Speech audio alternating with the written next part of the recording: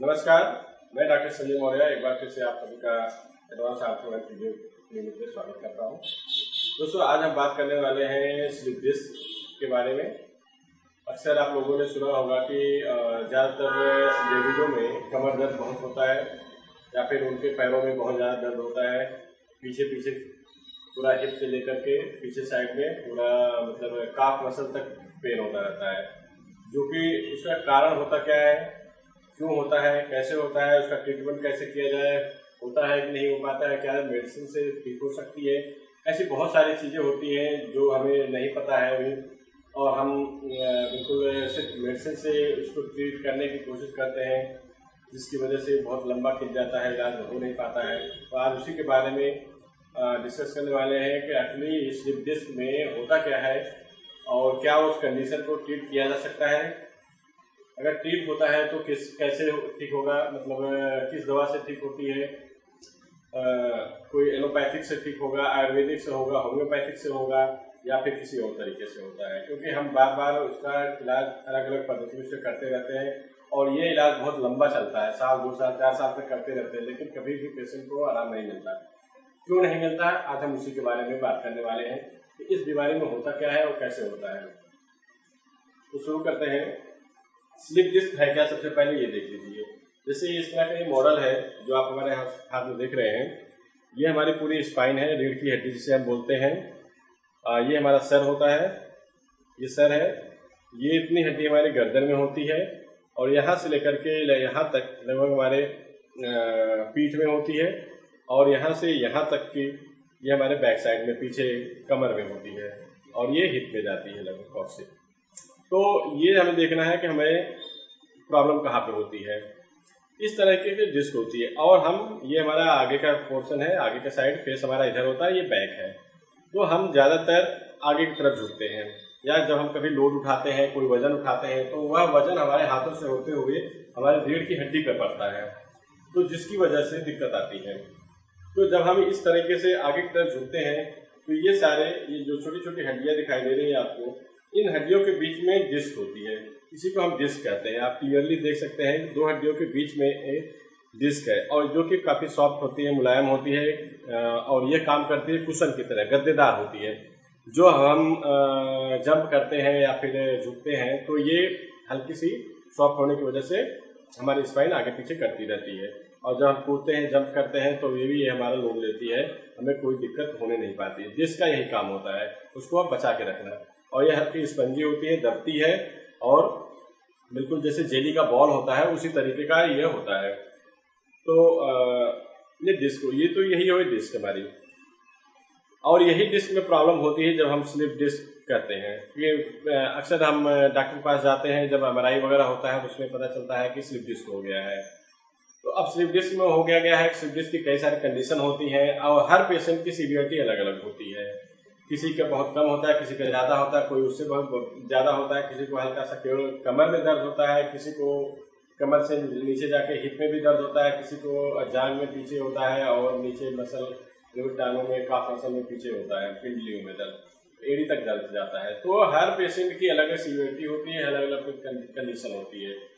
तो उसी कंडीशन को हम डिस्कस करते हैं। ये तो आपको क्लियर हो गया कि ये हमारी जो डिस्क होती है। अब डिस्क में क्या क्या कंडीशन होती है, क्या क्या दिक्कतें हो जाती है, जिसकी वजह से हमें ये प्रॉब्लम आ जाती है। जब भी हम कभी ऐसे आगे की तरफ झुक जाते हैं, ऐसे झुकते हैं, या फिर कोई वेट उठा लेते हैं, वजन उठाते हैं, तो जो हमारा वेट होता है, मान लीजिए 20 किलो 25 किलो का वेट उठा रहे हैं, और हमारे शरीर का आधा वेट, मान लीजिए हमारा 75 kg का वेट है, तो आधा वेट हमारा शरीर के ऊपर रहता है लगभग। तो 75 मतलब 30-35 किलो वजन हमारा ऊपर का हो गया, और जो हम वजन उठा रहे हैं, मान लो 20 किलो का वजन हम उठा रहे हैं, तो लगभग ये 60 किलो का वजन हम हो जाता है। तो हमें तो लगता है कि हम 30 किलो का वजन उठा रहे हैं, लेकिन एक्चुअल में हमारे स्पाइन पे, यानी रीढ़ की हड्डी पे कितना वजन पड़ता है, लगभग 65 से 60 किलो का वजन पड़ता है। और हम इसी चीज को बहुत लाइटली लेते हैं, कभी केयर नहीं करते कि हम इतना वजन उठा रहे हैं और क्या हमें दिक्कत हो सकती है। हमें ये समझ में आता है कि हम 25-30 किलो का वजन उठा रहे हैं और कोई दिक्कत होती नहीं है, लेकिन हमारी स्पाइन पे वो लोड पड़ता है। वही स्पाइन जो हमारे कमर पे जो कमर की हड्डी होती है, वो कमर की हड्डी ही हमारा पूरा लोड उठाती है। तो हमारे शरीर का भी वजन और जो हम वेट उठा रहे हैं उसका भी वजन जुड़ जाता है। लगभग 50 से 60 किलो का वजन हम उठाते हैं, जिसकी वजह से दिक्कत हो जाती है।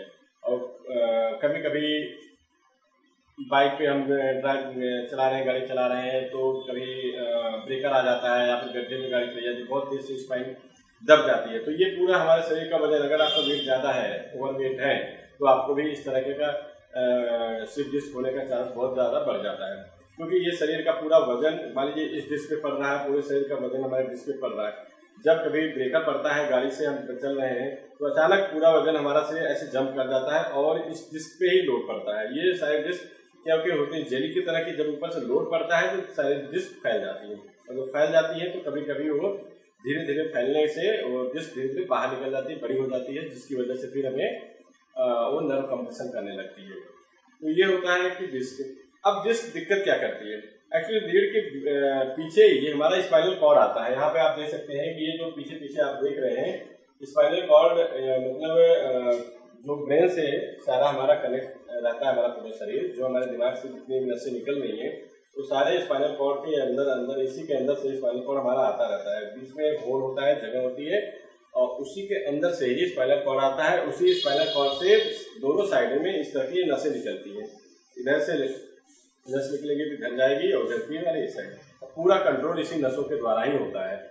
और जब इन्हीं नसों पे कोई भी दबाव पड़ जाता है किसी भी कारण से, चाहे वह बाहर से पड़ रहा हो चाहे अंदर से पड़ रहा हो, अगर नसों पे दबाव पड़ता है तो वो हमारे शरीर में झंझनाहट, दर्द करना, सुन्न कर देना, ये सारी समस्याएं होती हैं। क्योंकि इसी नर्व की वजह से हमारा सेंसेशन जाता है। जैसे हमें कोई पिन चुभ जाए, आग से जल जाए या फिर प्रेशर पड़ जाए, कोई भी चीज़ होती है, सारा इसी नसों के द्वारा ही होता है। तो ये अगर नस हमारी दब रही है, नसों में कंप्रेशन हो रहा है, तो इन सारी चीज़ों में समस्या आएगी। आपका पैर में झंझनाहट जाएगा या हाथ में झंझनाहट होगी, सुन्न करेगा, पूरा दर्द रहेगा।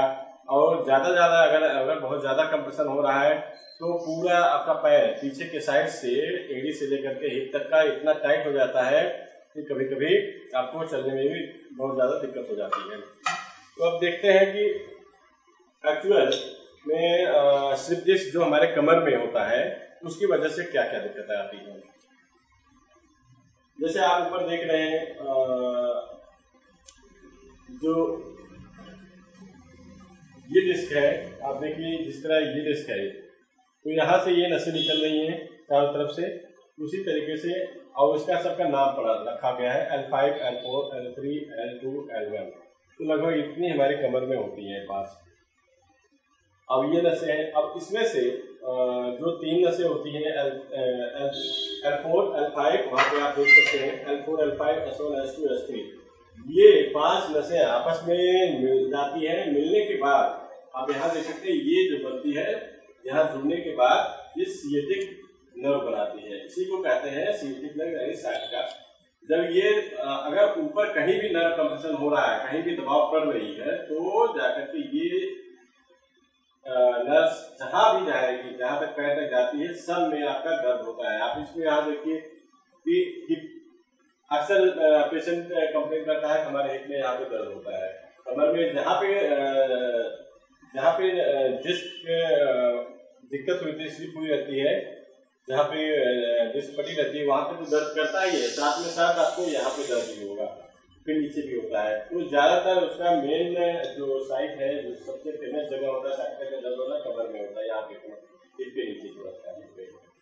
तो ये होती है L4, L5, S1, S3, यानी ये 5 नसें आपस में मिलती हैं, मिल करके हमारे सिएटिक नस बनाती है, और सिएटिक नस में ही दिक्कत होता है। अक्सर पेशेंट जब डॉक्टर के पास जाता है तो डॉक्टर कहता है कि जो साइटिका का पेन है, क्योंकि जो साइटिका का पेन, अब आप इसमें देख सकते हैं, ये L4, L5, ये जो आपको नसें दिख रही है, ये 3 नसें ऐसे दिख रही है। यहाँ से ये नस निकल के आ रही है, पैर के पीछे पीछे पीछे पीछे ऐसे पूरा एड़ी तक आ रही है। तो आपका यहाँ से लेकर के यहाँ तक पूरा रेड कलर में आप देख रहे हैं, इसका मतलब कि सारा पैर आपका दर्द करेगा। इस डिस्क में जो दिक्कत होती है उसकी वजह से ये पूरा दर्द करता है, यानी डिस्क में दिक्कत होती है, दर्द हमारे पैर में जाता है।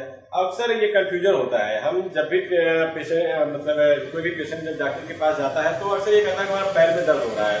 तो नॉर्मली डॉक्टर कहते हैं चलो पैर में दर्द हो रहा है तो डॉक्टर उसका पेन किलर दे देता है, दर्द की दवा देता है, दर्द की दवाई खाते रहते हैं, लेकिन उसका कारण क्या है ये हमें नहीं पता होता है।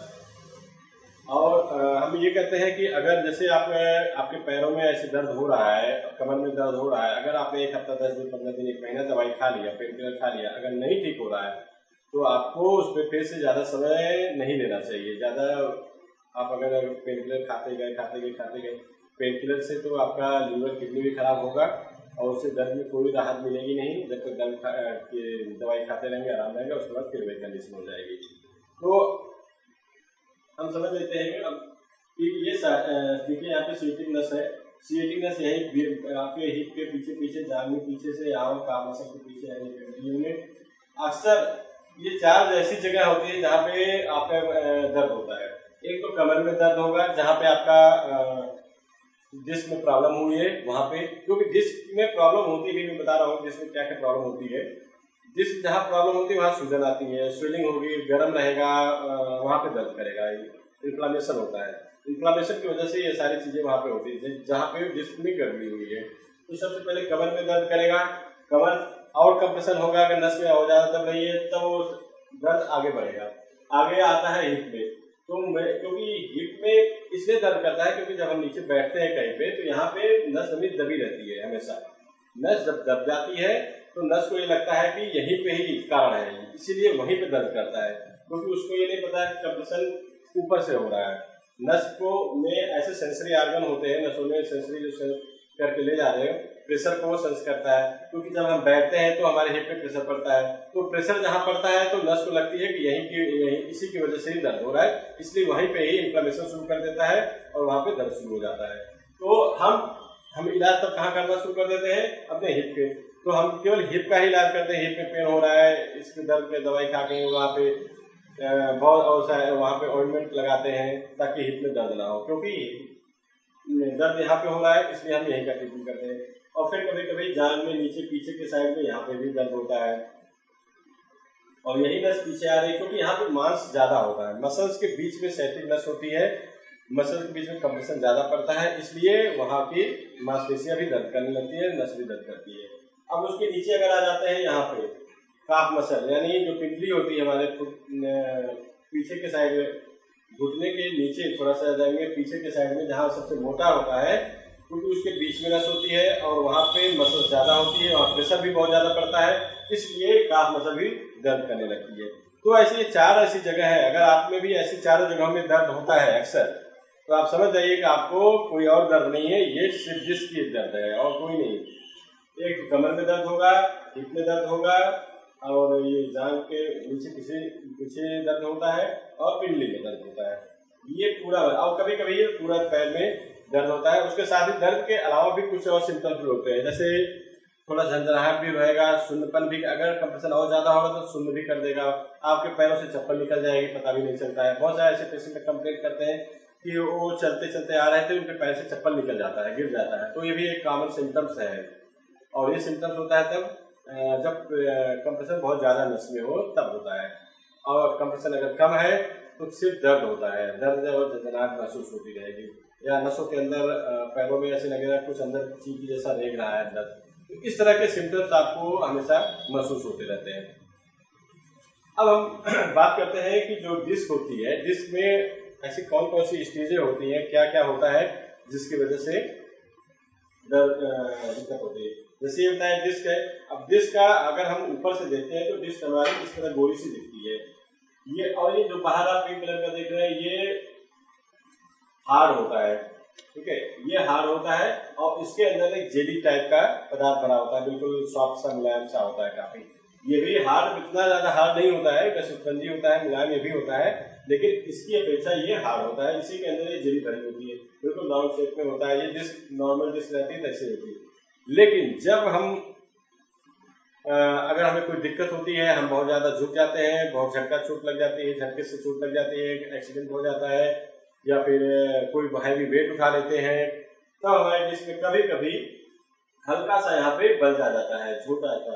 आप देख सकते हैं यहाँ पे थोड़ा सा बल्ज दिख रहा है, जिसको कहते हैं डिस्क डीजनरेशन, डिस्क डीजनरेशन कहते हैं। और ये होता है ज्यादातर ओल्ड एज में, मतलब 45-50 साल 50-60 साल के जाते जाते ज्यादातर पेशेंट में इस तरह के आपको डिस्क बल्ज दिखता है। और इसकी वजह से सिर्फ कमर में दर्द होता है, क्योंकि ये इतना आगे नहीं निकल पाता है कि जिसकी वजह से नस को दबा दे। ये डिस्क क्योंकि नस के बीच में भी कुछ जगह होती है, उतना ज्यादा ये पीछे नहीं जा पाती है, जिसकी वजह से नर्व कंप्रेशन कर सकता है। नस अगर नहीं दब रही तो आगे मतलब पैरों में दर्द नहीं जाएगा, सिर्फ ये कमर में जाएगा। क्योंकि ये डिस्क गलती से यहाँ पे फट रही है, तो क्योंकि हमारा जो इम्यून सिस्टम है उसको तुरंत रिपेयर करने की कोशिश करता है, तो वहाँ पे रिपेयर करने की जो प्रक्रिया होती है इन्फ्लेमेशन करना, वो शुरू कर देता है। आसपास सूजन आ जाती है, सूजन होती है तो वहाँ पे दर्द होता है, तो सिर्फ कमर में दर्द होता रहता है। अब यही कमर को अगर हम नजरअंदाज कर देते हैं, इसका ट्रीटमेंट नहीं करते हैं, सिर्फ दवाई खाते रहते हैं, दवा खा के अपना दर्द कंट्रोल करते हैं, उसके बाद फिर अपना काम करते रहते हैं, और हम जैसे जैसे झुकते रहेंगे, आगे की तरफ झुकते रहेंगे, ये डिस्क पीछे जाती रहेगी, और एक समय आएगा तो फिर उतनी पीछे चली जाती है कि नर्व कंप्रेशन यानी नस को दबाना शुरू कर देती है। जब नस दबना शुरू हो जाएगा तो और लक्षण फिर शुरू हो जाते हैं। फिर पेशेंट कहता है कि दर्द तो हमारा कमर में हो रहा था और काफी पहले एक साल से हो रहा था, लेकिन अब ये धीरे धीरे हमारे पैरों में भी जाने लगता है। यही होता है क्योंकि उस समय डिजनरेशन जो हुआ था हल्का सा हुआ था, अगर उसी समय इसका ट्रीटमेंट किया गया होता तो ये शायद तुरंत ही ठीक हो जाता है। लेकिन क्या है कि हम पेनकिलर खा करके उस दर्द को रोके रहते हैं और अपना काम करते रहते हैं, इसलिए ये धीरे धीरे इस शेप में हो जाता है। इसे कहते हैं प्रोलैप्स, डिस्क प्रोलैप्स। इसमें आप देख सकते हैं कि ये पूरा काफी बाहर निकल आया है, और ये कंडीशन होती है नर्व का कंप्रेशन करना, दबाना इतना ही बाहर आ जाती है कि आपकी ये नस इतना बाहर हो जाती है कि ये नस दबने लगती है। अब नस दबने लगती है फिर वो सिम्टम्स आपका पूरा पैर वाला जो साथिया बोलते हैं वो दर्द शुरू हो जाता है। डिस्क प्रोलैप्स है ये होता है। और कभी कभी पेशेंट को डायरेक्टली यही होता है, क्योंकि अगर बहुत ज़्यादा हैवी वेट उठा लिया है या फिर एक्सीडेंट हो गया है, गिर गया है पेशेंट, या फिर कोई और की वजह हो जाती है, झटका ज़्यादा लगा हुआ, तो ये भी कंडीशन डायरेक्ट आ जाती है, जिसकी वजह से पूरे पैर में दर्द होता है। इतना ज़्यादा भयंकर दर्द होता है तो पेशेंट बिस्तर पे सो नहीं पाता है, लेट नहीं पाता है, करवट नहीं बदल पाता है, इतना ज़्यादा पैर में दर्द होता है। और ये तीसरी स्टेज होती है एक्सट्रूशन। इसका मतलब ये जो बाहर वाली रिंग आप देख रहे हैं, ये रिंग फट जाती है। रिंग फटने के बाद इसके अंदर का जो न्यूक्लियस का प्रोसेस होता है, इसे बोलते हैं, ये बाहर निकल आता है। क्योंकि ये इतना मुलायम होता नहीं है, ये जेली टाइप होता है, ये ऐसे निकल के बाहर लटका रहता है, क्योंकि इसके ऊपर हड्डियां होती है, एक ऊपर एक ऐसे हमेशा दबी रहती है। इतना ज़्यादा इसका डिस्क के ऊपर प्रेशर रहता है कि ये वापस इसके अंदर नहीं जा पाता है। कि वापस नहीं जाएगा तो ये हमेशा क्योंकि यही इसी के बगल से नर्व हमारी जा रही है, स्पाइनल कॉर्ड जा रहा है, तो ये इसको इरिटेट करता रहेगा, टच करता रहेगा, उसको दबाव डालेगा और फिर वो हमेशा के लिए ऐसे दर्द बना रहेगा। ये तीसरी स्टेज होती है। और इसकी लास्ट सबसे खतरनाक स्टेज में आ जाती है, ये है सेक्रेशन, यानी ये फट जाती है। और ये फट करके क्या होता है, ये जो जेली, ये तो जो इसका बाहर वाला रिंग होता है ये तो फटता ही है, साथ ही साथ इसके अंदर जो न्यूक्लियस का प्रोसेस होता है ये टूट करके इसके चले जाते हैं अंदर, जो स्पाइनल कॉर्ड की थोड़ी सी जगह होती है उसमें अंदर चला जाता है। ये अंदर चला जाता है, जिसकी वजह से ये देखिए आपको 2 टुकड़े दिख रहे हैं, और ये जहां भी मूव करेगा नर्व का प्रेशर करेगा वो हमेशा दर्द करता रहेगा। और इस स्टेज में सिर्फ ऑपरेशन होता है, इसके अलावा कोई और तरीका नहीं है। तो आपने देखा कि 4 स्टेजें होती हैं हमारे डिस्क की, और ये चारों स्टेज हमारे लिए जानना इसमें आवश्यकता है। अब आप इससे क्लियर कर सकते हैं, जान सकते हैं कि आपको हुआ क्या है। और अगर आपके पास कोई MRI हो, अगर आपने कोई MRI करा रखी है इसके पहले, अगर आपको ऐसी दिक्कत है तो आप उसमें जरूर देखिए, आपने लिखा होगा कि डिस्क प्रोलैप्स हुआ है, डिस्क बल्ज हुआ है, या फिर एक्सट्रूशन हुआ है। इसको हार्निएशन डिस्क भी बोलते हैं, हार्निएशन हो गया। कभी कभी हार्निएशन भी लिखा रहता है या फिर एक्सट्रूशन भी लिखा रहता है। तो डिस्क हार्निएशन भी लिखा जाएगा, डिस्क प्रोलैप्स भी लिखा होता है, और डिस्क बल्ज होता है। अक्सर ये 3 स्थिति तो ज्यादातर पेशेंट में देखने को मिलती है। और ये सेक्वेस्ट्रेशन ये सिर्फ एक्सीडेंटल केस में देखा जाता है, जो हैवी एक्सीडेंट हुआ, झटका लगा होगा बहुत ज्यादा, उसमें होता है। अब देखते हैं कि इनका ट्रीटमेंट कैसे करते हैं। अब सबसे बड़ी दिक्कत ये आती है हमारे सामने जब हमारे कमर में दर्द होता रहता है और काफ़ी लंबे समय से होता है। जब हम पेशेंट के पास जाते हैं तो ज़्यादातर डॉक्टर क्या करते हैं कि उसमें पेन किलर और कुछ नस की दवाएं शुरू कर देते हैं और ये काफ़ी लंबे समय तक चलता रहता है।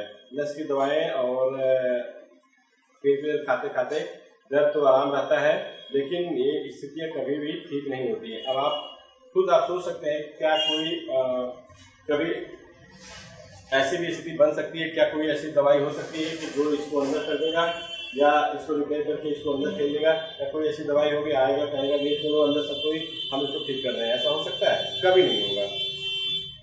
ये कोई भी स्थिति दवा से ठीक होने वाली नहीं है। सिर्फ ये कंडीशन एक होती है जब शुरुआत में किसी को हल्का सा डिस्क बल्ज होता है तो डॉक्टर कहता है कि आपको 2 महीने 3 महीने 6 महीने तक रेस्ट करना है, बेड रेस्ट करना है, क्योंकि बेड रेस्ट जब आदमी एकदम फ्लैट सरफेस पे लेटता है तो कंप्रेशन कम होता है और ये तभी हो पाता है जैसे किसी लेडीज पेशेंट होती है तब, क्योंकि लेडीज पेशेंट में आराम ज़्यादा मिल जाता है शरीर को और घर पे वो रेस्ट कर रही है काफ़ी दिन तक 2 महीने 4 महीने, तो एक इसकी फ्लैट स्टेज ऐसी रहती है और धीरे धीरे इसी स्टेज पे ठीक हो जाता है और ये मतलब 80% में पेशेंट में ठीक हो जाता है इससे।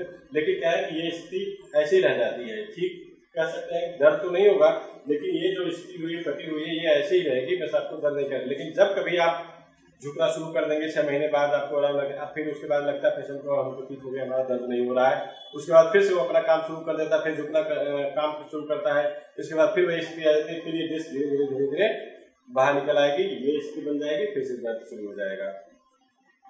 तो हमारे कहने का मतलब ये था कि जब डिस्क प्रोलैप्स या फिर हार्निएशन होता है या फिर स्लिप डिस्क जिसे बोलते हैं, अगर ये तीनों स्थितियाँ जब भी पेशेंट को होती हैं तो उसमें सिम्टम्स होता है साइटिका का। इसमें बहुत कंफ्यूजन होता है। अगर जनरल डॉक्टर है कहीं आसपास जाते हैं दिखाते हैं तो जो वो डायग्नोज करता है कि साइटिका का पेन है, क्योंकि साइटिका में पूरा पैर पीछे ही दर्द करता है। इसी स्थिति को हम कहते हैं साइटिका। साइटिका कोई बीमारी नहीं है, साइटिका सिर्फ एक कंडीशन है और तब पैदा होती है जब स्लिप डिस्क होता है। दोनों अलग चीजें हैं। साइटिका कोई बीमारी नहीं है और साइटिका न अपने आप कभी दर्द करती है। ऐसा नहीं होता कि साइटिका के नस को आज तो मन किया भैया संडे है आज चलो हम लोग थोड़ा दर्द ही कर लेते हैं, ऐसा नहीं है। तो अपने आप दर्द नहीं करती है, दर्द करने का एक कारण होता है। और दर्द क्यों होता है? स्लिप डिस्क की वजह से। डिस्क अगर फटी है तब होगा, अदरवाइज कभी नहीं दर्द करेगी साइटिका। ऐसे नहीं होता है कि अपने मन से दर्द करना शुरू करें। और हम अक्सर यही करते हैं कि हम साइटिका के पीछे पड़ जाते हैं। साइटिका कहीं भी कोई बताता है कि हाँ साइटिका की दवाई वहाँ होती है तो बस चले जाते हैं, चाहे आयुर्वेदिक हो चाहे होम्योपैथिक हो चाहे कोई भी दवाई हो, शुरू कर देते हैं। सब हर दवा में पेन किलर रहता है, दर्द कम कर देगा। डॉक्टर बदलते रहेंगे, ट्रीटमेंट का तरीका बदलते रहेंगे, कभी होम्योपैथिक कभी आयुर्वेदिक कभी एलोपैथिक, ये सब करते रहेंगे। कभी झाड़ फूक भी हो जाती है, कभी कुछ भी हो जाता है, मतलब तरीके बदलते रहते हैं कभी, लेकिन सिम्टम ये खत्म नहीं होता। अब ये खत्म क्यों नहीं होता है?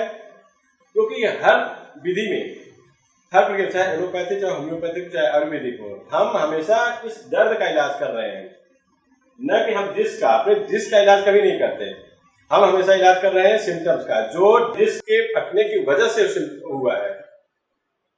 ये उसी तरह होता है जैसे कहीं आग लगी हो और धुआं निकल रहा हो। धुएं पे पानी डालने से आग नहीं बुझती है, आग पे पानी डालोगे तब बुझेगी।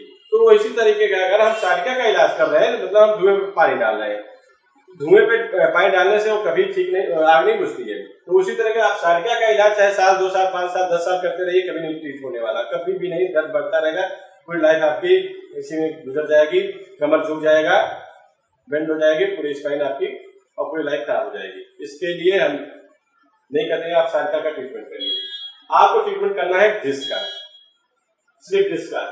अब यहाँ पे आप देख सकते हैं कि आपकी ये डिस्क है, ये डिस्क है, ये इसी तरीके की डिस्क होती है। ये रीढ़ की हड्डी का एक छोटा सा पार्ट है जिसे कशेरुका कहते हैं या वर्टिब्रा कहते हैं। वर्टिब्रा के ऊपर होती है स्लिप डिस्क, ये मतलब डिस्क होती है।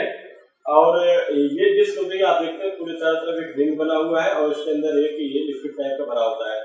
और जब ये किसी वजह से यहाँ पे फटी हुई है, फटने की वजह से ये इसका जो लिक्विड परपोसस है, जो लिक्विड टाइप का भरा होता है, इसमें पदार्थ मटेरियल, ये यहाँ से बाहर निकला और ये नस आप बगल में देख रहे हैं, यहीं पे नस होती है और ये जाकर यहाँ पे कंप्रेशन कर रही है, दबा रही है। अब ये दब रही है और ये जाती है पैर में, आपके ये नस जाएगी पैर में और यहाँ पे दबेगी तो उसका जो सिम्टम्स है, अब यहाँ पे भी दर्द होगा, क्योंकि हमारी बॉडी में किसी भी एबनॉर्मल चीजों को रिप्रेजेंट करने का तरीका सिर्फ दर्द होता है। हमारे शरीर में ऐसा बना हुआ है कि कुछ भी एबनॉर्मल शरीर में हो रहा है तो वो पता कैसे चलेगा? दर्द से पता चलेगा। दर्द हो रहा है इसका मतलब कुछ तो गड़बड़ है। तो अगर डिस्क आपकी यहाँ पे गड़बड़ हुई है, डिस्क कोलैप्स हुआ है, फटी हुई है, तो वो सिम्टम्स आएगा दर्द का, तो दर्द जाता है। अब हम दर्द का इलाज करना शुरू कर दिए तो वो कभी ठीक नहीं होता। तो अब यही है, ये नस का कंप्रेशन हो रहा है। अब ये नस जा रही है मेरे पैर में, तो पैर में दर्द जाएगा, झंझनाहट होगी, सुन्नपन होगा, या जो भी सिम्टम्स आते हैं दर्द के वो सब होते रहेंगे।